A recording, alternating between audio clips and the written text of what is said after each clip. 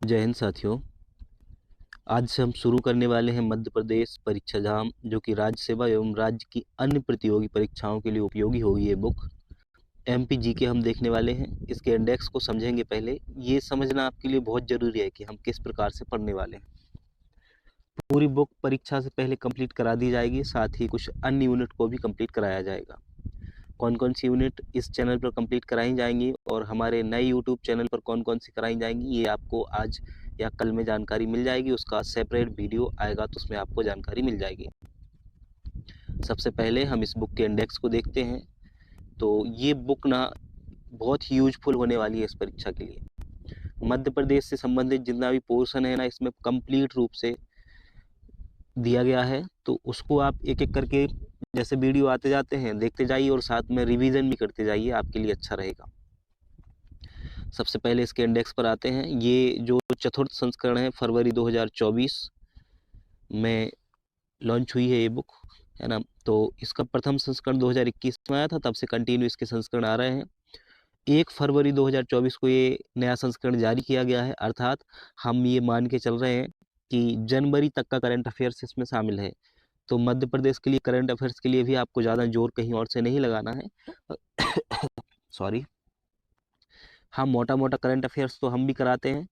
तो एमपी से संबंधित करंट अफेयर्स जो भी छूट रहा होगा वो हम कराएंगे ही अलग से। साथ ही करंट अफेयर्स की जो बुक आती है ना परीक्षा धाम की, उसको भी कंप्लीट कराएंगे। वो इस हफ्ते आ जाएगी, इस हफ्ते में आने की संभावना है। जैसे ही वो बुक आती है और आपको बुक आएगी, उसके दूसरे ही दिन से आपको उसके वीडियो देखने को मिलेंगे। बस वो मार्केट में आ जाए, है ना, बुक स्टॉल पर आ जाए तो अपन खरीद के उसका पीडीएफ बना के और आपको वीडियो देने लगेंगे। तो तैयार हो जाइए। 28 अप्रैल की जो एमपीपीएससी की प्रीलिम्स परीक्षा होने वाली है, कमर कस लीजिए और उसकी तैयारी के लिए हम जुटते हैं। और आपकी तैयारी को सफलता दिलाने के लिए हम जी जान लगाने वाले हैं अब आज से। क्योंकि ये वीडियो बहुत लंबे समय बाद आया है, इसलिए थोड़ी सी चर्चा कर रहे हैं पहले, उसके बाद आगे बढ़ेंगे हम।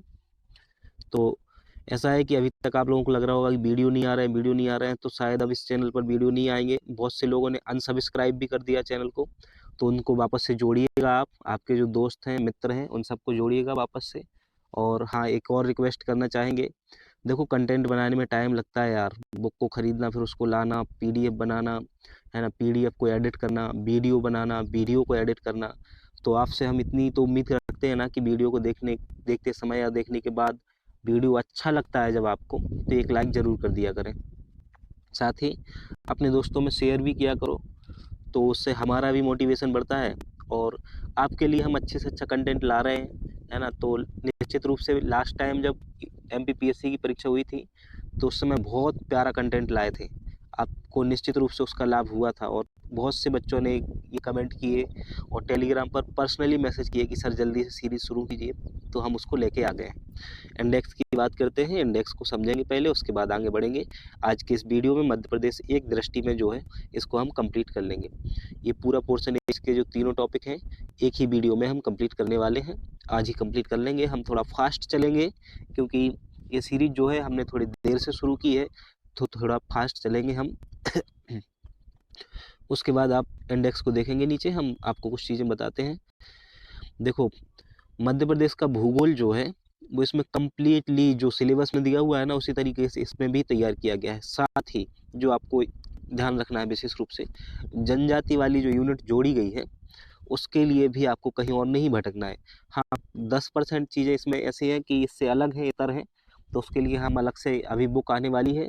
तो जैसे ही बुक आती है, लॉन्च होती है, हम उसके भी वीडियो आपको दिलाएंगे और उसके भी वीडियो आ जाएंगे, है ना। तो उसको भी आप देख सकते हो।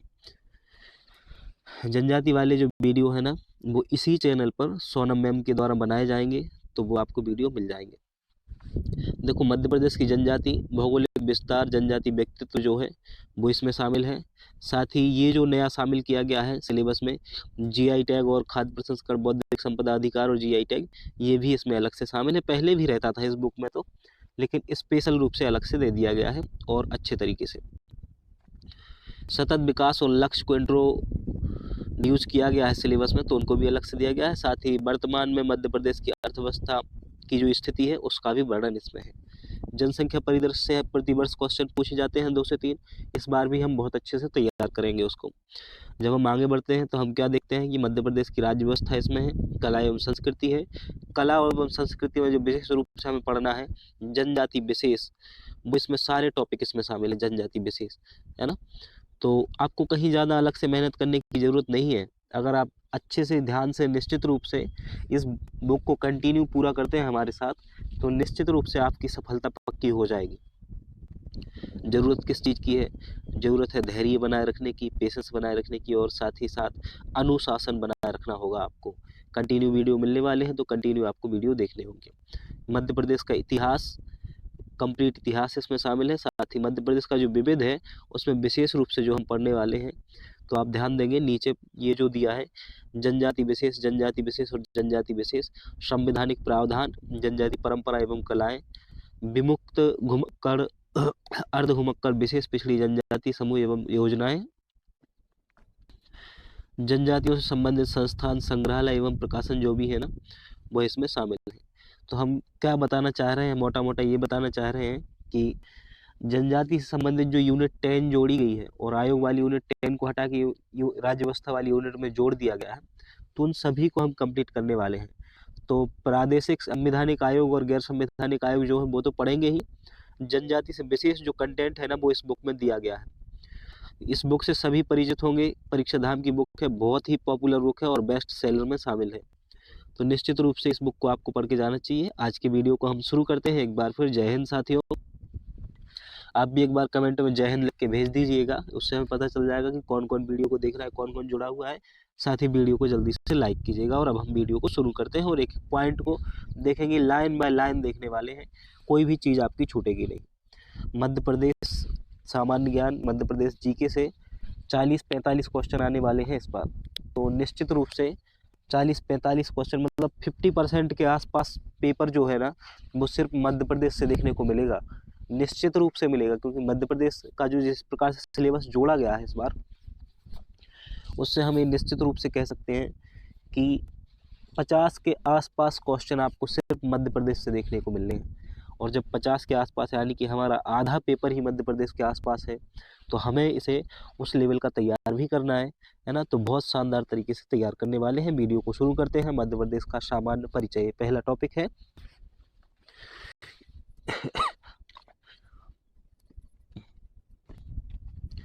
थोड़ा सा सर्दी खांसी जोड़ दिए हैं, तो आप थोड़ा सा समझें चीज़ों को। और हम इसमें क्या देखने वाले हैं मध्य प्रदेश के सामान्य परिचय में, भौगोलिक स्थिति, प्रशासनिक स्थिति, राजनीतिक स्थिति, न्यायिक स्थिति और आर्थिक स्थिति को देखेंगे। सबसे पहले हम मध्य प्रदेश के परिचय पर आते हैं। मध्य प्रदेश का परिचय, जो पहली बार मध्य प्रदेश को पढ़ रहे हैं उनको थोड़ा ध्यान देना होगा ज़्यादा चीज़ों को, और जो पहले भी पढ़ते रहे हैं तो उनके लिए बहुत अच्छा लगने वाला है, क्योंकि उनके लिए तो रिवीजन जैसा है ना। तो फटाफट चीज़ें होती जाएंगी कंप्लीट। मध्य प्रदेश राज्य का गठन 1 नवंबर 1956 को मध्य प्रदेश का गठन मध्य प्रांत, मध्य भारत और विंध्य प्रदेश को मिलाकर किया गया था। कौन कौन इसमें शामिल है? तो मध्य प्रदेश का जो गठन है इसमें मध्य प्रांत, मध्य भारत और विंध्य प्रदेश को मिलाकर मध्य प्रदेश का गठन किया गया। और इसका जो अंतिम पुनर्गठन है वो 2000 में किया गया था, 1 नवंबर 2000 को। कब? जब छत्तीसगढ़ को मध्य प्रदेश से अलग किया गया। समाचार पन्नों से देखें तो हम आपको पहले ही बता चुके हैं कि जनवरी तक का करंट अफेयर्स इसमें शामिल है मध्य प्रदेश का। 5 अक्टूबर 2023 को मध्य प्रदेश के 2 नए जिले क्रमशः पांडुरना 54वां जिला और मैहर जो है वो 55वां जिला बनाया गया है 5 अक्टूबर 2023 को। तो पांडुरना 54वां जिला और मैहर जिला जो है वो 55वां जिला बना है। कब बने हैं? 5 अक्टूबर 2023 को। इनकी विस्तार से जानकारी आगे हम लेने वाले हैं। साथ ही मध्य प्रदेश के जो 3 नए जिले बने हैं वो परीक्षा धाम करंट अफेयर्स के वीडियो में डले हुए हैं पहले ही, तो सेपरेट वीडियो अलग से बनाया गया था, उसे भी आप देख सकते हैं। उसका लिंक हम इसके वीडियो के डिस्क्रिप्शन बॉक्स में साथ ही कमेंट बॉक्स में पिन कर देंगे। मध्य प्रदेश की राजधानियाँ की बात करें तो प्रशासनिक राजधानी जो है वो मध्य प्रदेश की प्रशासनिक राजधानी है भोपाल, संस्कार राजधानी है जबलपुर, आर्थिक व खेल राजधानी जो है वह है इंदौर, ऊर्जा राजधानी सिंगरौली है और ग्रीष्मकालीन राजधानी पचमढ़ी है। संगीत राजधानी मैहर को कहा जाता है और चित्रकला राजधानी भीमबेटका को कहा जाता है। देखो, प्रशासन से संबंधित सभी कार्य भोपाल में होते हैं, तो भोपाल को प्रशासनिक राजधानी कहा जाता है। और सिंगरौली को जो ऊर्जा राजधानी कहा जाता है। तो सिंगरौली में ऊर्जा के बहुत से प्लांट लगाए गए हैं, है ना, कोयला उत्पादन भी होता है, इसलिए ऊर्जा राजधानी सिंगरौली को कहा जाता है। पहला जो स्टेडियम है वो मध्य प्रदेश में इंदौर में बनाया गया, खेल के क्षेत्र में। खेल के क्षेत्र में बहुत सी अकेडमी कहाँ पर है? इंदौर में है, इसलिए इंदौर को आर्थिक व खेल राजधानी कहा जाता है। मैहर अपने संगीत के लिए प्रसिद्ध है, इसलिए मैहर को संगीत राजधानी कहा जाता है। साथ ही भीमबेटका की चित्रकला विश्व में प्रसिद्ध है, इसलिए चित्रकला राजधानी किसे कहा जाता है? भीमबेटका को कहा जाता है। अब हम आते हैं मध्य प्रदेश के जो उपनाम हैं उनको भी एक बार देख लेते हैं। मध्य प्रदेश को और क्या किस किस नाम से जाना जाता है? तो आप ध्यान देंगे, हृदय प्रदेश, हीरा प्रदेश, वनों का राज्य क्योंकि सर्वाधिक वन मध्य प्रदेश में पाए जाते हैं, तेंदुआ राज्य, बुल्फ स्टेट, भेड़िया राज्य और चीता राज्य भी कहा जाता है। टाइगर प्रदेश सभी को याद है, नदियों का मायका सभी जानते हैं, और तेंदुपत्ता राज्य, गिद्ध राज्य। राष्ट्रीय उद्यान सर्वाधिक मध्य प्रदेश में है, इसलिए इसे राष्ट्रीय उद्यानों का राज्य भी कहा जाता है। साथ ही घड़ियाल राज्य भी इसे कहा जाता है। अब हम एक बार मैप को देख लेते हैं। मध्य प्रदेश में जब लास्ट टाइम हमने इसी बुक को पढ़ा था तो उसमें हमने 52 जिलों को देखा था। इस बार हम 55 जिलों को देखने वाले हैं और एक एक करके सभी की विस्तृत रूप से जानकारी पढ़ेंगे। जब भी वो टॉपिक आएगा ना मध्य प्रदेश के 55 जिले, तो उनको एक एक करके सभी को उनका क्या मध्य प्रदेश की अर्थव्यवस्था में योगदान है, जिस प्रकार से नया सिलेबस इंट्रोड्यूस किया गया है ना, बिल्कुल वैसे ही पढ़ने वाले हैं। ये मध्य प्रदेश का मैप है, इसका स्क्रीनशॉट ले लीजिए आप और इसको एक बार आपको देख लेना है, सभी जिलों को कहाँ किसकी अवस्थिति है, इस प्रकार से इसको देख लेना है। मध्य प्रदेश के उत्तर में आपको उत्तर प्रदेश देखने को मिलेगा और इसके पश्चिम में आएंगे तो आप राजस्थान और गुजरात आपको देखने को मिलेगा। दक्षिण में महाराष्ट्र है और पूर्व में यहाँ पर छत्तीसगढ़ देखने को मिलता है। मध्य प्रदेश के प्रतीक चिन्हों की बात कर लेते हैं, इनसे भी प्रश्न पूछे जाते हैं, ये बहुत ही महत्वपूर्ण पोर्शन है। मध्य प्रदेश का जो राजकीय पशु है वो बारहसिंगा है। क्या है? बारहसिंगा है। इसका जो वैज्ञानिक नाम है रूस वर्ष दुआबशैली है। क्या है? रूस वर्ष दुआबशैली है। तो बारहसिंगा रूस वर्ष दुआबशैली इसका वैज्ञानिक नाम है। और किस प्रजाति का है? प्रजाति अक्सर पूछी जाती है, तो ब्रेडरी प्रजाति का है। सरबीडी भी कहा जाता है इसे, ब्रेडरी प्रजाति सरबीडी का है। बाहुल्य क्षेत्र क्या है? कान्हा किसली राष्ट्रीय उद्यान में सर्वाधिक देखने को मिलते हैं बारहसिंगा, जो कि मध्य प्रदेश का राजकीय पशु है। इसकी जो घोषणा है 1981 में की गई है। तो इसकी घोषणा कब की गई है? 1981 में की गई है। वर्ष 2017 में कान्हा राष्ट्रीय उद्यान ने भूरसैंदा बारहसिंगा नाम से अपना शुभंकर जारी किया है। तो सबसे पहले किस राष्ट्रीय उद्यान ने भूरसैंदा बारहसिंगा जारी किया है? तो ये जो शुभंकर है वो कान्हा किसली राष्ट्रीय उद्यान ने जारी किया है। कब? 2017 में। और बारहसिंगा को राष्ट्रीय पशु कब घोषित किया गया? तो ये किया गया 1981 में। अब आते हैं राष्ट्रीय पुष्प पर। मध्य प्रदेश का राष्ट्रीय पुष्प जो है वो सफ़ेद लिली है। क्या है? सफ़ेद लिली को राष्ट्रीय पुष्प का दर्जा दिया गया है। इसका जो वैज्ञानिक नाम है लिलियम कैंडिडम है। क्या है? लिलियम कैंडिडम इसका वैज्ञानिक नाम है। और किस कुल का है? तो लिलिएसी कुल का है। किस कुल का है? लिलिएसी कुल का है। बाहुल्य क्षेत्र की बात करें तो मध्य प्रदेश, संपूर्ण मध्य प्रदेश इसका बाहुल्य क्षेत्र है। संपूर्ण मध्य प्रदेश इसका बाहुल्य क्षेत्र है। राज के पक्षी दूधराज है, जिसका अन्य नाम पैराडाई फ्लाईकेचर शाहबुलबुल है। पैराडाई फ्लाईकेचर शाहबुलबुल इसका वैज्ञानिक नाम है। इसकी अन्य नाम है पैराडाई फ्लाईकेचर और शाहबुलबुल के नाम से भी जाना जाता है दूधराज को, जो कि मध्य प्रदेश का राजकीय पक्षी है। इसका वैज्ञानिक नाम टर्प सिफोनी पैराडाइसे है। क्या है? टर्प सिफोनी पैराडाइसे। ये मैक्सिमम रूप से मध्य प्रदेश के पश्चिमी क्षेत्र में मिलता है और सरदारपुर धार अभ्यारण्य, धार और सैलाना अभ्यारण्य रतलाम में ये देखने को मिलता है। तो सरदारपुर अभ्यारण्य कहाँ पर है? धार जिले में है और सैलाना अभ्यारण्य जो है वो रतलाम जिले में है। इसकी भी घोषणा 1981 में की गई थी। अब हम बात करते हैं राजकीय मछली की, जो कि महासीर है। वैज्ञानिक नाम इसका टॉर प्यूटिटोरा है। क्या है? टॉर प्यूटिटोरा महासीर का वैज्ञानिक नाम है। प्रजाति जो है वो टॉर प्रजाति की है और ये नर्मदा नदी, खरगोन खंडवा में अत्यधिक रूप से देखने को मिलती है। राजकीय मछली महासीर। इसकी जो घोषणा है वो 2011 में की गई थी। तो घोषित वर्ष क्या है? 2011 है।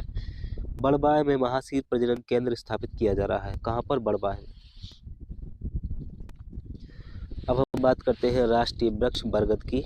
तो राष्ट्रीय वृक्ष जो है बरगद है। वानस्पतिक नाम इसका फाइकस वैनगेलेसिस है। क्या है? फाइकस वैनगेलेसिस इसका वानस्पतिक नाम है और प्रजाति फाइकस प्रजाति का है।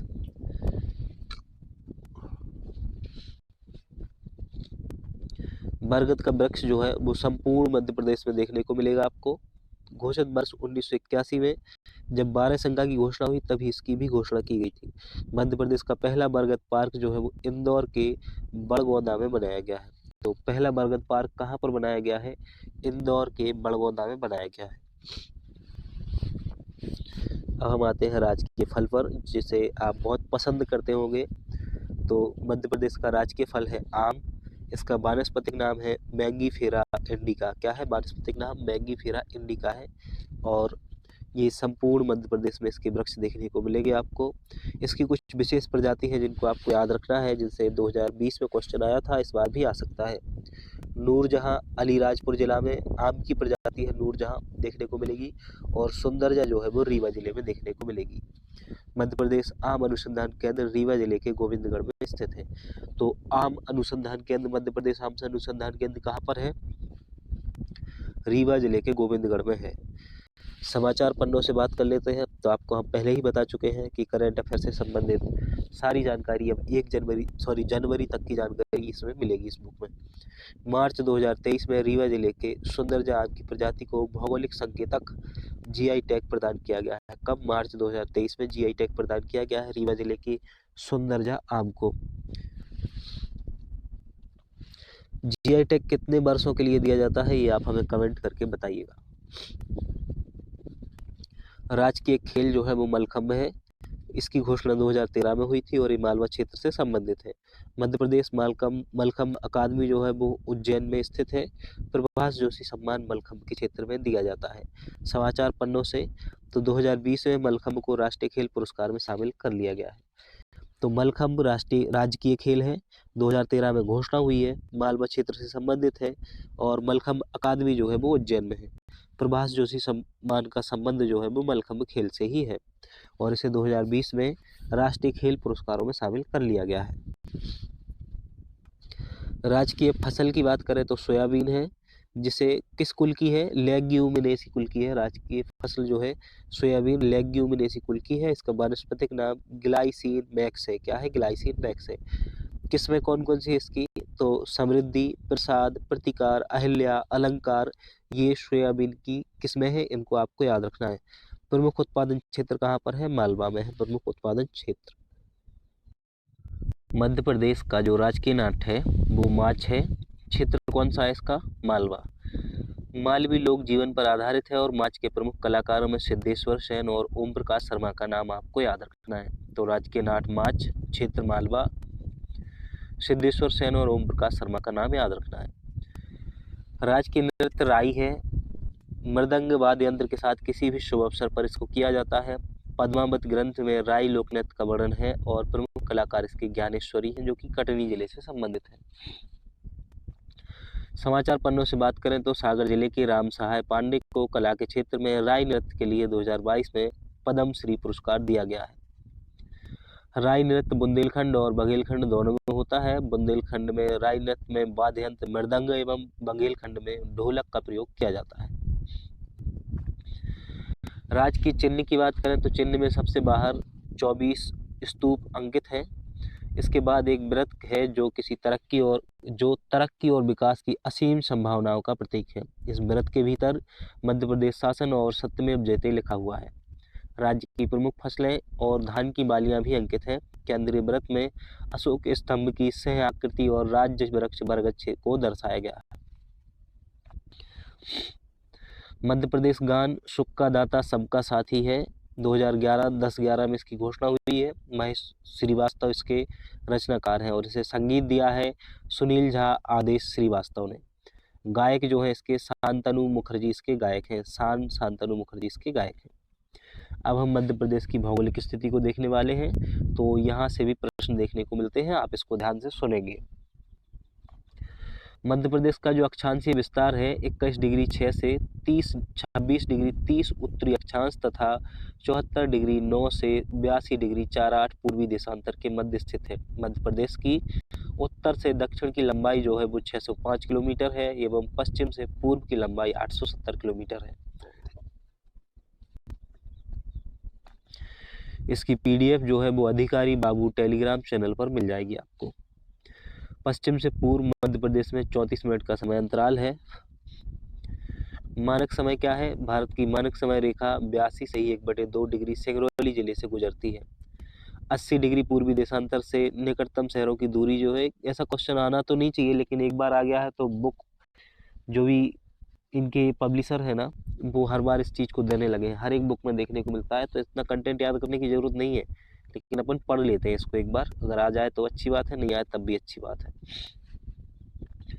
जबलपुर किस देशांतर पे है? 79 डिग्री 58 ईस्ट है ना, और पन्ना जो है 80 डिग्री 10 ईस्ट, रीवा जो है 81 डिग्री 18 पूर्वी, और कटनी जो है 80 डिग्री 22 पूर्वी, भोपाल 77 डिग्री 24 पूर्वी, और इंदौर जो है 75 डिग्री 51 पूर्वी देशांतर पर बसा हुआ है। एक बार इस मैप को देख लीजिए आप, ना मैं इसको जूम कर देता हूँ। इस मैप को आप देख रहे होंगे, इस मध्य प्रदेश के मध्य से कर्क रेखा गुजर रही है। सबसे उत्तर में उत्तरी जिला मुरैना है, 26 डिग्री 30 उत्तरी अक्षांश जो कि मध्य प्रदेश की उत्तरी सीमा है, और दक्षिण में आप देख रहे होंगे तो सबसे दक्षिणतम जिला जो है वो बुरहानपुर है, और जो दक्षिणतम सीमा है 21 डिग्री 6 उत्तरी अक्षांश पर है। सबसे पश्चिमी जिला अलीराजपुर है, और यहाँ से कौन सा देशांतर निकलता है? 74.9 पूर्वी देशांतर निकलता है। वहीं सबसे पूर्व में आएंगे जब आप, तो पूर्वतम जिला सिंगरौली है, और यहाँ से 82 डिग्री 48 पूर्वी देशांतर निकलती है, और इसी जिले से मानक समय रेखा भी निकली हुई है। अब हम बात करते हैं पड़ोसी राज्यों की। तो देश के मध्य भाग में स्थित मध्य प्रदेश, उत्तर पश्चिम में राजस्थान, उत्तर में उत्तर प्रदेश, पूर्व में छत्तीसगढ़, दक्षिण में महाराष्ट्र एवं पश्चिम में गुजरात से घिरा हुआ है। मध्य प्रदेश की दक्षिणी सीमा ताप्ती तथा उत्तरी सीमा चंबल नदी द्वारा निर्धारित होती है। मध्य प्रदेश की जलवायु किस प्रकार की है? तो यहाँ पर उष्णकटिबंधीय मानसूनी जलवायु पाई जाती है। किस प्रकार की जलवायु पाई जाती है? उष्णकटिबंधीय मानसूनी जलवायु पाई जाती है मध्य प्रदेश में। मालवा पठार के में आदर्श जलवायु पाई जाती है, और उत्तर के मैदान में विषम जलवायु देखने को मिलती है। तो किस प्रकार की है मध्य प्रदेश की जलवायु? उष्णकटिबंधीय मानसूनी जलवायु। मध्य प्रदेश में वर्षा की बात करें तो मध्य प्रदेश में औसत वर्षा जो है वो 112 सेंटीमीटर होती है। मध्य प्रदेश में सर्वाधिक वर्षा पचमढ़ी व न्यूनतम वर्षा गोहद भिंड में होती है। सर्वाधिक वर्षा कहाँ देखने को मिलती है? पचमढ़ी जिले में होती है, और न्यूनतम वर्षा गोहद भिंड जिले में होती है। कर्क रेखा जो है वो कर्क रेखा मध्य प्रदेश के मालवा के मध्य से गुजरती है। माही नदी कर्क रेखा को 2 बार काटती है।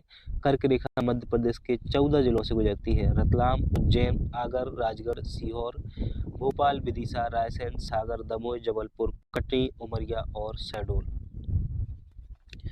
तो ये जिले आपको याद रखने हैं: रतलाम, उज्जैन, आगर, राजगढ़, सीहोर, भोपाल, विदिशा, रायसेन, सागर, दमोह, जबलपुर, कटनी और उमरिया। इसको आप एक बार देख लेंगे मैप में, तो इसको 1-2 बार क्या करना, हाथों से लिख के भी देख लेना, पेन से बना के देख लेना मैप में, तो निश्चित रूप से आपको याद हो जाएंगे 14 के 14 जिले। केंद्रीय बिंदु पर आते हैं सीधे। अखंड भारत का केंद्रीय बिंदु बरसाली बैतूल को माना जाता है। भारत का भौगोलिक मध्य बिंदु मनोहर ग्राम करौंदी है।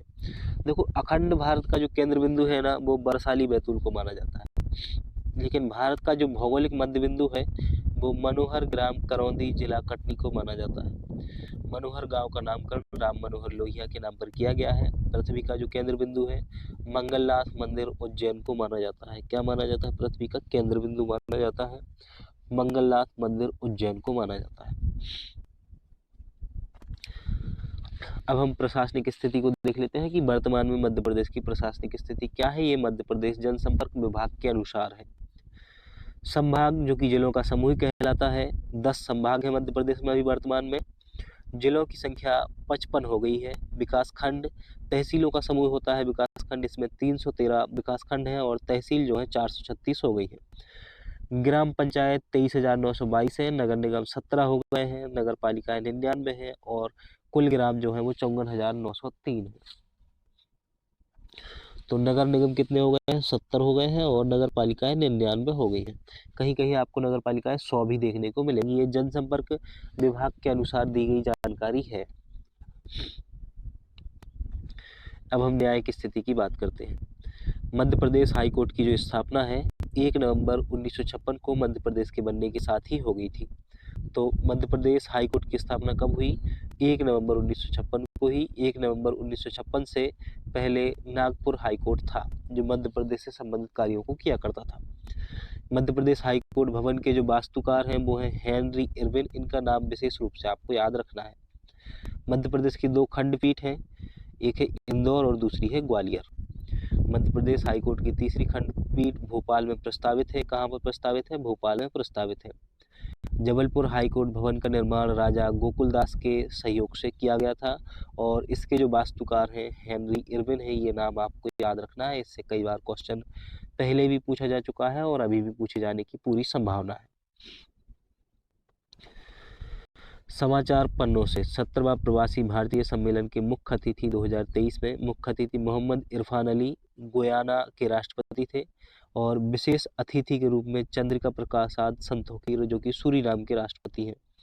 सम्मानीय अतिथि में जनेटा मैस्करेकन हॉस को बुलाया गया था। ये ऑस्ट्रेलिया के सांसद हैं। अब हम मध्य प्रदेश की राजनीतिक स्थिति देखने वाले हैं, इसको आप ध्यान से समझेंगे। सबसे पहले हम समाचार पन्नों से देख लेते हैं। तो आत्मनिर्भर भारत का जो रोड मैप जारी करने वाला देश का पहला राज्य बन गया है मध्य प्रदेश। देखो मध्य प्रदेश की राजनीतिक स्थिति कुछ इस प्रकार है। तो यहाँ पे सीटों का विवरण देखें विधानसभा में, तो जब मध्य प्रदेश का विभाजन नहीं हुआ था, छत्तीसगढ़ अलग नहीं हुआ था, तब विधानसभा में 320 सीटें हुआ करती थी। अब वर्तमान मध्य प्रदेश में 230 सीटें हैं, जिसमें से एसटी के लिए 47 सीटें हैं, मतलब अनुसूचित जनजाति के लिए 47 हैं और शेड्यूल कास्ट के लिए अनुसूचित जाति के लिए 35 सीट्स रिजर्व की गई हैं। लोकसभा की बात करें तो अविभाजित मध्य प्रदेश में 40 सीटें हुआ करती थी और वर्तमान में 29 हैं, जिसमें से अनुसूचित जनजाति के लिए 6 सीटें हैं और अनुसूचित जाति के लिए 4 सीटें हैं। राज्यसभा की बात करें तो वर्तमान में राज्यसभा की 11 सीटें हैं मध्य प्रदेश में। मध्य प्रदेश की अन्य जानकारी देखें तो मध्य प्रदेश का क्षेत्रफल जो है वो 30,82,52 वर्ग किलोमीटर है। इसे आप इसी प्रकार से याद रख लें, 30,82,52। एक बार मेरे साथ बोलें 30,82,52। साथ में एक बार आप कमेंट भी कर सकते हैं मध्य प्रदेश का क्षेत्रफल 30,82,52, तो आपको याद हो जाएगा। 308, 252 ऐसे करके भी आप याद रख सकते हैं। क्षेत्रफल की दृष्टि से सबसे बड़ा जिला जो है वो शिवपुरी है। तो मध्य प्रदेश का सबसे बड़ा जिला पहले छिंदवाड़ा हुआ करता था, अब शिवपुरी हो गया है। कौन सा जिला है अब सबसे बड़ा? शिवपुरी। क्षेत्रफल की दृष्टि से सबसे छोटा जिला निवाड़ी है। तो 2011 की जनगणना के अनुसार तो हरदा है, लेकिन अभी जो वर्तमान में है वो सबसे छोटा जिला है निवाड़ी। कन्फ्यूजन पॉइंट की बात करें तो मध्य प्रदेश और छत्तीसगढ़ के मध्य किरार घाटी विवाद के कारण मध्य प्रदेश का क्षेत्रफल 30,82,45 वर्ग किलोमीटर भी माना जाता है। कहीं कहीं किसी किसी बुक में आपको देखने को भी मिलेगा। मध्य प्रदेश की जनसंख्या की संक्षिप्त जानकारी ले लेते हैं। तो 7.26 करोड़ अंतिम आंकड़े 2011 के अनुसार ये जनसंख्या है अभी 7.26 करोड़।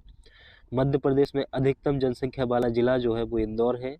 न्यूनतम जनसंख्या वाला जिला जो है वो निवाड़ी है वर्तमान में, और 2011 की जनगणना के अनुसार न्यूनतम जनसंख्या वाला जिला हरदा है। जब आपसे 2011 की जनगणना के अनुसार न्यूनतम जनसंख्या वाला जिला पूछा जाए तो आपको हरदा टिक करना है, और जब आपसे वर्तमान के अनुसार पूछा जाए तो निवाड़ी टिक करके आना है आपको। मध्य प्रदेश में साक्षरता दर की बात करें तो 69.35% मध्य प्रदेश की साक्षरता है। इसमें अधिकतम साक्षरता वाला जिला जो है वो जबलपुर है 81%, और न्यूनतम साक्षरता वाला जिला जो है वो अलीराजपुर है मात्र 36%। लिंगानुपात की बात करें तो मध्य प्रदेश का वर्तमान में लिंगानुपात जो है वो 931 है और सर्वाधिक लिंगानुपात आपको बालाघाट जिले में देखने को मिलेगा 1021। न्यूनतम लिंगानुपात जो है वो जिला भिंड में मिलेगा 837 मात्र। जनसंख्या वृद्धि की बात करें तो मध्य प्रदेश में अधिकतम जनसंख्या वृद्धि वाला जो जिला है वो इंदौर है 32.9% और न्यूनतम जनसंख्या वृद्धि वाला जिला जो है वो अनूपपुर है जिसमें मात्र 12.3% की वृद्धि की गई है। ये भी कम नहीं है, ये बहुत ज़्यादा होती है 12.3%। जनसंख्या घनत्व मध्य प्रदेश का जनसंख्या घनत्व 236 व्यक्ति प्रति वर्ग किलोमीटर है। कितना है? 236 व्यक्ति प्रति वर्ग किलोमीटर। अधिकतम जनसंख्या घनत्व किस जिले का है? भोपाल का है। न्यूनतम किस जिले का है? डिंडोरी का है। आर्थिक स्थिति की बात करें तो मध्य प्रदेश की अर्थव्यवस्था कृषि प्रधान है। दलहन उत्पादन में भारत में प्रथम स्थान पर है और हीरा मैग्नीज तांबा उत्पादन में भी प्रथम स्थान पर है। फसलों के समूहिक की बात करें तो कुल दलहन में प्रथम है, कुल खाद्यान्न में द्वितीय है और कुल तिलहन में द्वितीय स्थान पर है। मध्य प्रदेश का इंदौर शहर लगातार 7वीं बार देश का सबसे स्वच्छ शहर बना है। अब हम बात करेंगे मध्य प्रदेश के पड़ोसी राज्यों की। तो पहला जो चैप्टर था वो हमने कंप्लीट कर लिया है। अब हम इसके दूसरे चैप्टर पर आ रहे हैं क्योंकि इसी वीडियो में हमें 3 चैप्टर कंप्लीट करने हैं जिसमें मध्य प्रदेश एक दृष्टि वाला पोर्शन है कंप्लीट हो जाए। उसके बाद मध्य प्रदेश का भूगोल हम शुरू करेंगे और उसका भी वीडियो आपको जल्दी ही देखने को मिलेगा। अब वीडियो कंटिन्यू आएंगे तो उसकी चिंता आपको नहीं करनी है ना। आपको बस क्या करते रहना है, ध्यान से मन लगा के पढ़ाई करते रहना है, सफल होना है और सिलेक्शन लेना है। प्रीलिम्स निकालो, मेंस में बैठो, मेंस निकालो, इंटरव्यू निकालो और जल्दी से हमें ईमेल करो कि सर हम डिप्टी कलेक्टर बन गए और हमें बुलाइएगा भी अपने यहाँ। मध्य प्रदेश के पड़ोसी राज्यों को एक पहले मैप में देखते हैं, उसके बाद फिर एक एक करके विस्तार से इनकी बात करेंगे। हम जो सिर्फ महत्वपूर्ण चीज़ें हैं उन्हीं को देखते हैं, है ना। जहाँ से क्वेश्चन कभी नहीं बनना है उनको पढ़ने का कोई मतलब नहीं है, तो उनको नहीं देखना है, उनको स्किप करना पड़ता है ना। हर चीज़ पढ़ने लायक नहीं है क्योंकि बुक बनाने वाले का ये उद्देश्य होता है कि सब कुछ जानकारी दे आपको, लेकिन इस बात का तो आपको ध्यान रखना है ना कि कहाँ से क्वेश्चन आता है, कहाँ से आने की संभावना है, कहाँ से और परीक्षक सोच सकता है। जो परीक्षक को व्यर्थ लग रहा है वो कहाँ क्यों देगा वहां से क्वेश्चन, है ना।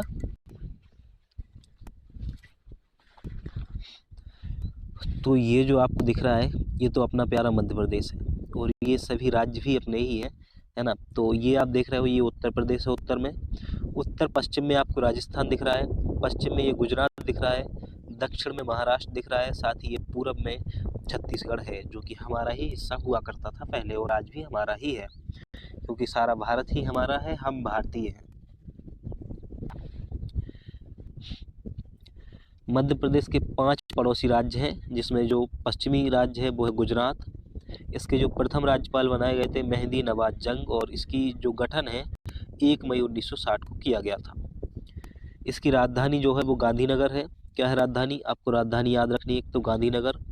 सीमावर्ती जिले मध्य प्रदेश के अलीराजपुर और झाबुआ लगते हैं, मात्र 2 ही जिले लगते हैं। अलीराजपुर और झाबुआ किससे लगते हैं? गुजरात से। मध्य प्रदेश की सीमा से लगने वाले गुजरात के जिलों में दाहोद और छोटा उदयपुर शामिल है। तो गुजरात के भी 2 जिले हैं, दाहोद और छोटा उदयपुर। विशेष क्या है? मध्य प्रदेश की न्यूनतम सीमा गुजरात से स्पर्श करती है और नमक, कपास और मूंगफली उत्पादन में भारत में प्रथम स्थान पर है गुजरात। नमक, कपास और मूंगफली उत्पादन में प्रथम स्थान पर है गुजरात। उत्तर प्रदेश की राजधानी लखनऊ है जो कि 1950 में बना था ये जिला और इससे सीमावर्ती जिलों की संख्या 14 है। मुरैना, भिंड, दतिया, शिवपुरी, अशोकनगर, सागर, टीकमगढ़, निवाड़ी, छतरपुर, पन्ना, सतना, रीवा और सिंगरौली, साथ ही मऊगंज। उत्तर प्रदेश के जिले याद रखने की आपको जरूरत नहीं है।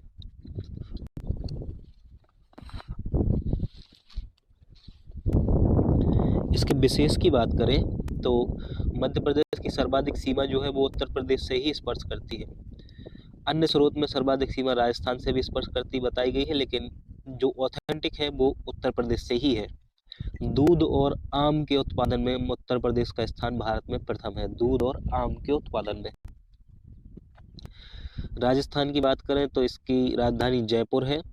मुरैना, श्योपुर, शिवपुरी, गुना, राजगढ़, आगरमालवा, मंदसौर, नीमच, रतलाम और झाबुआ मध्य प्रदेश के वो जिले हैं जो राजस्थान से सीमा लगाते हैं। राजस्थान की सीमा लगाने वाले जिले जो है वो याद रखने की जरूरत नहीं है, सिर्फ मध्य प्रदेश के आप याद रखिएगा। संगमरमर, चांदी और टंगस्टन उत्पादन में भारत में प्रथम स्थान पर है राजस्थान। संगमरमर, चांदी और टंगस्टन उत्पादन में प्रथम स्थान पर है राजस्थान पूरे भारत में। चंबल नदी घाटी परियोजना मध्य प्रदेश और राजस्थान की संयुक्त परियोजना है। महाराष्ट्र की बात करें तो इसकी राजधानी मुंबई है। अलीराजपुर, बड़वानी, खरगोन, खंडवा, बुरहानपुर, बैतूल, छिंदवाड़ा, सिवनी, बालाघाट और पांडुरना जो कि नया जिला बना है। पहले 9 जिले लगा करते थे, अब 10 जिले लगते हैं। अलीराजपुर, बड़वानी, खरगोन, खंडवा, बुरहानपुर, बैतूल, छिंदवाड़ा, सिवनी, बालाघाट और पांडुरना महाराष्ट्र के जिले याद नहीं रखने हैं, साथ ही विशेष को आपको विशेष रूप से याद रखना है। वस्त्र उत्पादन और शक्कर उत्पादन करने में अग्रणी राज्य है महाराष्ट्र। सर अन्य जानकारी भी पढ़ते जाइएगा, अन्य जानकारी की आवश्यकता नहीं है, ऐसा क्वेश्चन कभी ना आया है ना आएगा, क्योंकि हम जिस स्टेट का एग्जाम दे रहे हैं ना उससे संबंधित जानकारी पूछी जाएगी, ये महत्वपूर्ण है।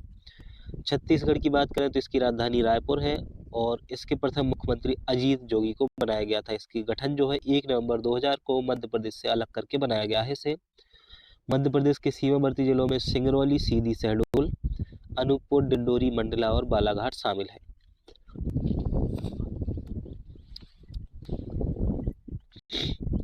टिन और लोहे उत्पादन करने वाला अग्रणी राज्य है छत्तीसगढ़। अब हम उन जिलों को देख लेते हैं जो एक साथ 2 राज्यों की सीमा से लगते हैं। पहला नाम है मुरैना जो कि राजस्थान और उत्तर प्रदेश से सीमा लगाता है। मुरैना जो है राजस्थान और उत्तर प्रदेश से सीमा लगाता है, साथ ही मध्य प्रदेश का सबसे उत्तरी जिला है।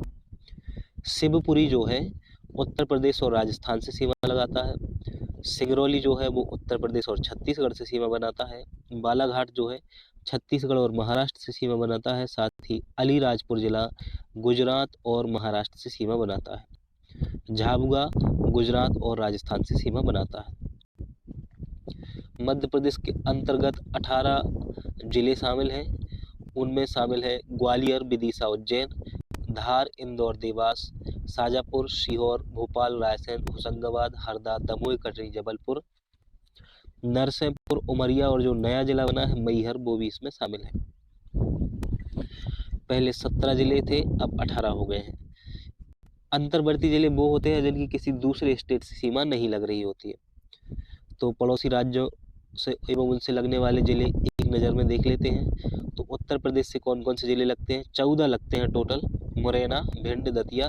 देखो एक बार में तो ये पढ़ने से याद होने से रहे तो क्या करो आप इसका स्क्रीनशॉट ले लो जल्दी से, और पीडीएफ तो आपको इसकी ग्रुप में मिल ही जाएगी।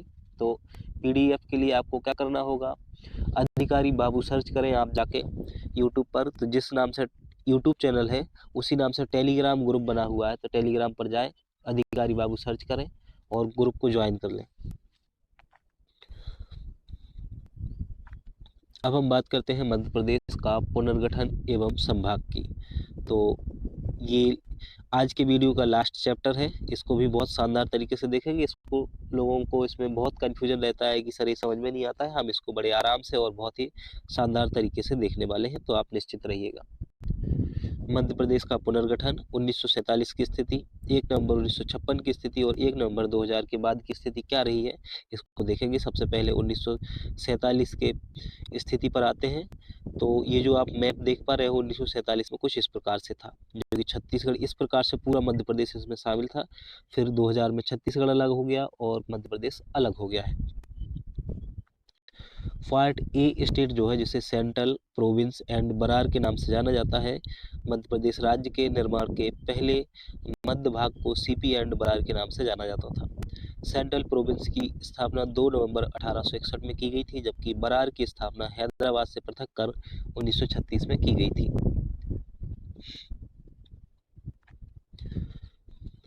पार्ट ए की राजधानी नागपुर थी, तो ये विशेष रूप से आपको याद रखना है कि पार्ट ए की राजधानी क्या थी, नागपुर थी, और इसके प्रथम मुख्यमंत्री पंडित रविशंकर शुक्ल बनाए गए थे। ये दोनों पॉइंट ही आपको विशेष रूप से याद रखना है। वर्तमान मध्य प्रदेश में एकमात्र मकड़ाई रियासत हरदा, जिसे सेंट्रल प्रोविंस में शामिल किया गया था। तो क्या क्या याद रखना है पार्ट ए में, इसकी राजधानी नागपुर थी और इसके प्रथम मुख्यमंत्री पंडित रविशंकर शुक्ल थे, ये विशेष रूप से याद रखना है। पार्ट ए में शामिल कौन कौन सी रियासतें थी, प्रमुख क्षेत्र थे, तो जसपुर जो कि वर्तमान में छत्तीसगढ़ में है, विदर्भ, मकड़ई, सरगुजा, कवर्धा, खैरागढ़, रायगढ़, कोरिया, बस्तर और सारंगढ़, अर्थात अधिकतम क्षेत्र जो है वो छत्तीसगढ़ में इसका चला गया है। सिर्फ मकड़ई हरदा में है जो कि मध्य प्रदेश में है। पार्ट बी स्टेट जो मध्य भारत प्रांत के नाम से जाना जाता था, सरदार वल्लभ भाई पटेल के प्रयत्न से 22 अप्रैल 1948 को इस प्रदेश की रियासत की 22 रियासतों के नरेशों ने एक अनुबंध पर हस्ताक्षर किए, जिसके फलस्वरूप मध्य भारत राज्य ने आकार लिया। जवाहरलाल नेहरू ने ग्वालियर में मध्य भारत राज्य की स्थापना का उद्घाटन किया। तत्कालीन मध्य भारत प्रशासनिक दृष्टि से 16 जिलों में विभक्त किया गया, जिसमें इंदौर जिला भी एक था। पार्ट बी यानी कि मध्य भारत प्रांत की 2 राजधानियां हुआ करती थी। शीतकालीन राजधानी ग्वालियर को बनाया गया और ग्रीष्मकालीन राजधानी इंदौर को बनाया गया था। 28 मई 1948 को मध्य भारत का गठन किया गया, जिसमें ग्वालियर के जीवाजी राव सिंधिया राज प्रमुख और इंदौर के शासक यशवंत राव होलकर द्वितीय को उप राज प्रमुख नियुक्त किया गया। इस समय मध्य भारत को United state of Gwalior, Indore या मालवा यूनियन के नाम से भी जाना जाता था। मध्य भारत के प्रथम निर्वाचित मंत्रिमंडल के प्रधान लीलाधर जोशी थे। तत्पश्चात गोपी कृष्ण विजयवर्गीय, तख्तमल जैन और मिश्री लाल गंगवाल मुख्यमंत्री बने। इसकी सभी की एक टेबल में अभी हम नीचे समझेंगे तो आप आसानी से इनको समझ पाएंगे। पार्ट बी में शामिल प्रमुख क्षेत्र था होलकर रियासत इंदौर, सिंधिया रियासत ग्वालियर, देवास सीनियर, देवास जूनियर, बड़वानी, भूमिया, जाबरा, पिपलौदा, राजगढ़, कठियावाड़, रतलाम, धार, अलीराजपुर, सीतामऊ, मथबार और मोहम्मदगढ़ इसमें शामिल था। पार्ट सी स्टेट विंध्य प्रदेश के नाम से जिसे जाना जाता है, उसकी बात करें तो बुंदेलखंड और बघेलखंड की रियासतों को मिलाकर विंध्य प्रदेश का गठन किया गया। बुंदेलखंड और बघेलखंड की रियासतों को मिलाकर विंध्य प्रदेश का गठन किया गया। बीपी मेनन की उपस्थिति में रीवा और नौगांव में मार्च 1948 में हस्ताक्षर किए गए थे इस पर। इसका जो उद्घाटन है श्री NB गाडगिल के द्वारा किया गया और सर्वप्रथम इस राज्य को रीवा तथा बुंदेलखंड 2 इकाइयों के रूप में रखा गया, जिनके राज प्रमुख रीवा के महाराज मार्तंड देव सिंह को बनाया गया था। कप्तान अवधेश प्रताप सिंह बघेलखंड एवं बुंदेलखंड में कामता प्रसाद सक्सेना के नेतृत्व में 2 मंत्रिमंडल का गठन किया गया। 14 अप्रैल 1949 को इस सरकार ने इस्तीफा दे दिया। विंध्य प्रदेश के मुख्यमंत्री शंभुनाथ शुक्ल को बनाया गया। 1952 में आम चुनाव के बाद शंभुनाथ शुक्ल को बनाया गया था विंध्य प्रदेश का मुख्यमंत्री। इसमें जो महत्वपूर्ण रूप से याद रखना है, प्रारंभ में इस राज्य की 2 राजधानियां थी, रीवा और नौगांव, और बाद में केवल रीवा को ही मुख्य राजधानी के रूप में चुना गया था। पार्ट सी में जो शामिल क्षेत्र था, रीवा, पन्ना, ओरछा, समथर, दतिया, नौगांव, अजयगढ़, रीवा, सरीला, भैंसुदा, छतरपुर, गरौली, बिजावर और कोठी इसमें शामिल था। और पार्ट सी के अंतर्गत ही भोपाल रियासत को भी शामिल किया गया था। इसकी भी एक जानकारी ले लेते हैं। भोपाल रियासत के प्रथम नवाब हामिदुल्ला खान भोपाल संघ के विलय के पक्ष में नहीं थे, लेकिन प्रजा आंदोलन के दबाव के कारण 1 जून 1949 को भोपाल का विलय भारत में कर लिया गया था। 1952 में आम चुनाव के बाद शंकर दयाल शर्मा को भोपाल स्टेट का प्रथम मुख्यमंत्री बनाया गया और तत्कालीन गृह मंत्री भारत सरकार सरदार वल्लभ भाई पटेल के प्रयासों से नवाब हमीदुल्ला और भारत सरकार का एक विलय पत्र पर समझौता हुआ। भोपाल विधानसभा के अध्यक्ष श्री सुल्तान मोहम्मद खां एवं उपाध्यक्ष श्री लक्ष्मी नारायण अग्रवाल थे, जो कि आपको याद नहीं रखना है। तत्कालीन भोपाल राज्य में शामिल 14 तहसीलें थीं, भोपाल, रायसेन, इछावर, बैरसिया, बुधनी, गैरतगंज, सिलवानी, सीहोर, आष्टा, नसरुल्लागंज, गौहरगंज, बरेली, बेगमगंज और उदयपुरा शामिल था। मध्य प्रदेश राज्य विलय से पहले विधानसभा सीटों की संख्या कुछ इस प्रकार थी। विंध्य प्रदेश में 60, भोपाल प्रदेश में 30, मध्य भारत प्रदेश में 99 और सीपी एंड बरार में 150 थी, जो कि मध्य प्रांत था। तत्कालीन विंध्य प्रदेश को प्रशासनिक दृष्टि से 8 जिलों में विभक्त किया गया था। तत्कालीन मध्य भारत को प्रशासनिक दृष्टि से 16 और भोपाल को 2 जिलों में विभक्त किया गया था। सीपी एंड बरार जो था वो 22 जिलों में विभक्त था। 1947 के बाद की स्थिति की एक टेबल में दी हुई है। है ना। तो यही इसी चीज़ों को अभी हमने देखा है ऊपर, तो इसको देखने की जरूरत नहीं है। अब 1956 की स्थिति पे आते हैं। यहाँ से महत्वपूर्ण रूप से क्वेश्चन देखने को मिल सकते हैं, फजल अली आयोग और राज्य पुनर्गठन आयोग से देखने को मिल सकता है, उसको आप ध्यान से सुनेंगे। फजल अली आयोग का गठन जो है वो 1953 में किया गया और 1 नवंबर 1956 से इसकी सिफारिशें लागू कर दी गई। फजल अली आयोग की सिफारिश पर पार्ट ए, पार्ट बी और पार्ट सी की उन 79 रियासतों को मध्य प्रदेश में शामिल किया गया था। अर्थात मध्य प्रदेश को मध्य भारत, मध्य प्रांत और विंध्य प्रदेश 3 क्षेत्रों को मिलाकर गठित किया गया था।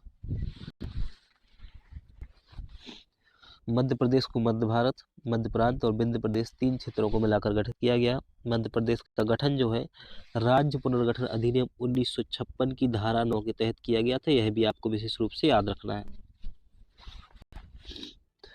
1 नवंबर 1956 को मध्य प्रदेश का पुनर्गठन किया गया, जिसमें 7 संभाग थे और 43 जिले थे। कितने थे? 7 संभाग और 43 जिले शामिल थे। ये भी आपको याद रखना है।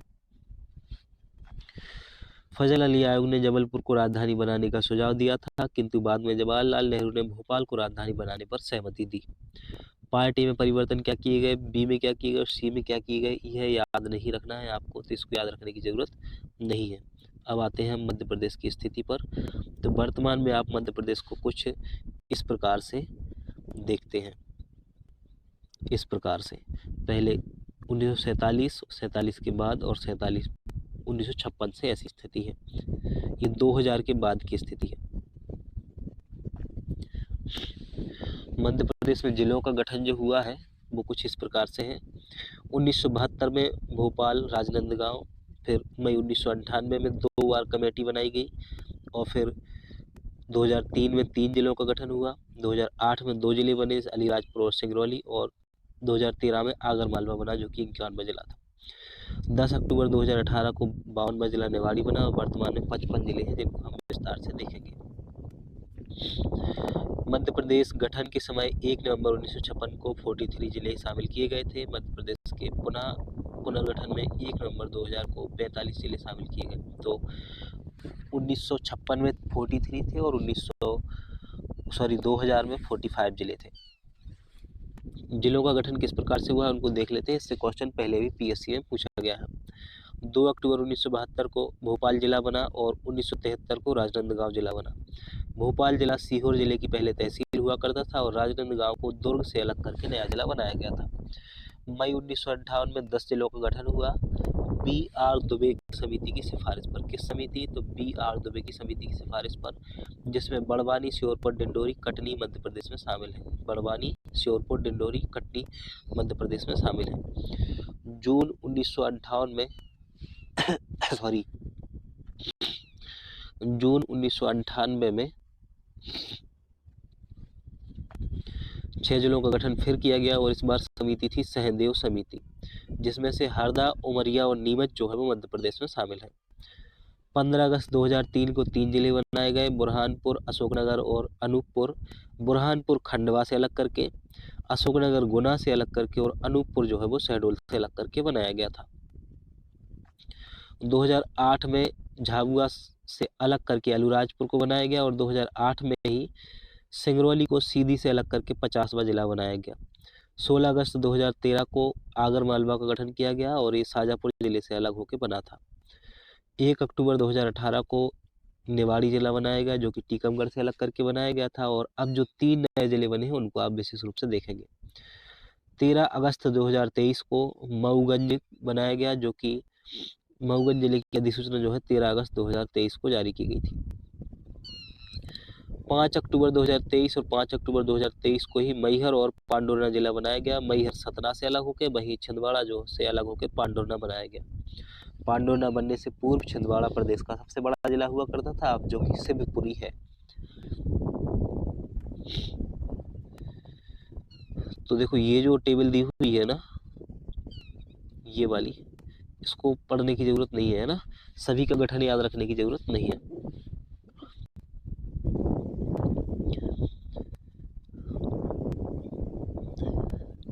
इस वीडियो में इतनी ही जानकारी थी जो आपकी परीक्षा के लिए उपयोगी होने वाली है। आपसे एक अनुरोध है कि वीडियो आपको अच्छा लगा हो तो लाइक करिएगा और एक बार जय हिंद लिख के ज़रूर कमेंट बॉक्स में कमेंट कीजिएगा, ताकि हमें ये पता चल सके कि इस सीरीज को कंटिन्यू चलाना है, कंप्लीट करना है और आपकी तैयारी में चांद लगाने हैं। इसमें जनवरी तक का करंट अफेयर शामिल है। विशेष रूप से जनजाति विशेष जो भी टॉपिक शामिल किए गए हैं ना, उनको हम बहुत ही अच्छे तरीके से देखेंगे। और जनजाति वाली जो यूनिट है ना, 90% चीज़ें इसमें शामिल हैं। इस बुक को मैंने बहुत ही अच्छे तरीके से रीड कर लिया है। इसमें 90% चीज़ें शामिल हैं। 10% कंटेंट रहा तो उसके लिए वो हमारी गारंटी है कि हम कहीं ना कहीं से उसको कराएंगे। और अभी बुक आ जाएगी यूनिट की, उसकी भी, तो उसको भी कराया जाएगा। साथ ही करंट अफेयर्स की बुक भी जल्दी आने वाली है, तो वह भी जल्दी, जैसे ही बुक आती है हम उसके 1-2 दिन बाद ही उसको शुरू कर देंगे, ताकि जल्दी से आपका कंटेंट शुरू हो सके। क्या करना है आपको? तैयारी मन लगा के करनी है। पेपर बहुत ही नज़दीक है। आज जो है, आज से ज़्यादा ही समय नहीं है, ये फरवरी निकलने को ही है, फिर मार्च आने वाला है और फिर अप्रैल में आपका पेपर है। तो तैयारी में जुट जाइए। मिलते हैं फिर नेक्स्ट वीडियो में। जय हिंद साथियों।